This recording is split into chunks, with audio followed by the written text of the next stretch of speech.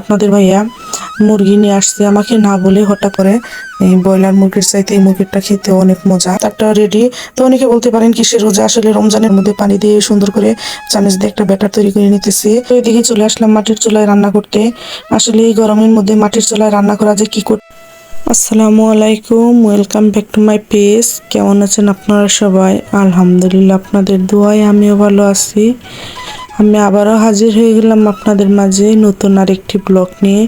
তো এই তো দেখেন যে আপনাদের ভাইয়া মুরগি নিয়ে আসছে আমাকে না বলে হঠাৎ করে 3টা মুরগি নিয়ে এসে হাজির। তো মুরগিগুলা অনেক বড় বড় 3টা মুরগি নিয়ে আসছে। এই একটা মুরগি 5 কেজি ওজন হবে এরকম। তো প্রথমে মুরগিগুলো একটু আমি ভালো করে ধুয়ে দিতেছি।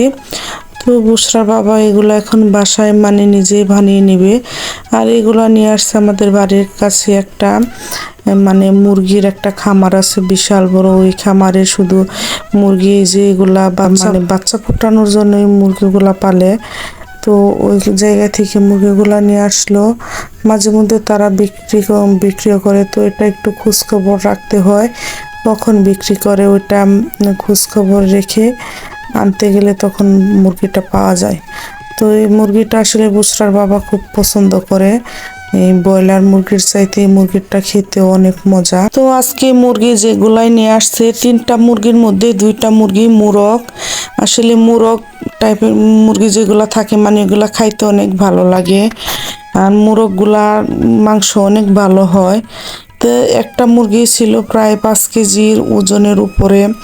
আর এগুলা মাংস রান্না করে যদি কোনো মেহমানকে দেয় আসলে তারা খেয়ে বলতেই পারে না এগুলা মুরগির মাংস না খাসির মাংস, এরকম একটা অবস্থা। আর ওই তো দেখেন যে ওইদিকে মুরগির হাড়টার ভিতরে কিছু ময়লা টয়লা ছিল, ওইগুলা ফালাইছে। তো ঘরের পেছনে আমাদের বাড়ির পাশে। তো ওই জায়গায় কাক এসে ওইগুলা নিয়ে কি করতেছে হুড়োহুড়ি খাবারের জন্য। তো এদিকে এখন রান্না বসাইতে যাব। তো ভাবলাম যে ওদের একটু ভিডিও করে নেই। আর এতে যে দেখেন সমস্ত মশলাপাতি আমি সুন্দর করে গুছিয়ে নিলাম। এখন সবগুলো একসাথে দিয়ে একটা ব্যাটার তৈরি করে নিব। তো এখন যে এখানে মশলার মধ্যে পানি দিয়ে সুন্দর করে চামচ দিয়ে একটা ব্যাটার তৈরি করে নিতেছি। আর মশলাগুলো দিয়ে আমি মুরগির মাংসটা ভালোভাবে মেখে ম্যারিনেট করে রাখবো কতক্ষণের জন্য, তারপর রান্না করতে যাব। আর এই তো এই যে দেখেন এগুলো যে মাংস সবগুলো আমার কোটা বাছা তারপর হয়ে গেছে। এখন ধুয়ে এগুলাই করব। আর বাকি মাংসগুলো ফ্রিজে রেখে দিছি। আর এই মাংসটা বুসরার বাবা হাতে মেখে রান্না করলে খুব পছন্দ করে। আর এটা একটু কষা কষা টাইপের রান্না করে খেতে পারলে আরো বেশি ভালো লাগে। তো এদিকে দেখেন যে আমার মাংসগুলো ভালো করে মাখানো হয়ে গেছে। এখন রেখে দিব কতক্ষণ। আর এই তো এদিকে চলে আসলাম মাটির চুলায় রান্না করতে। আসলে এই গরমের মধ্যে মাটির চুলায় রান্না করা যে কি কঠিন।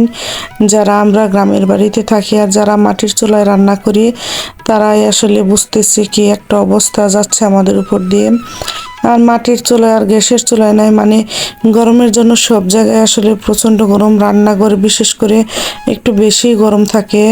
আপনি তো এই যেদিকে মাংসটা কষানো হয়ে গেছে। আসলে ভিডিওটা আমি তেমনভাবে রানিং করতে পারি নাই, গরমের জন্য ভিডিও করব না বাচ্চা সামলাবো, একটা হিমশিম অবস্থা হয়ে গেছে আমার। তো এই তো এদিকে আমাদের ইফতারটা রেডি।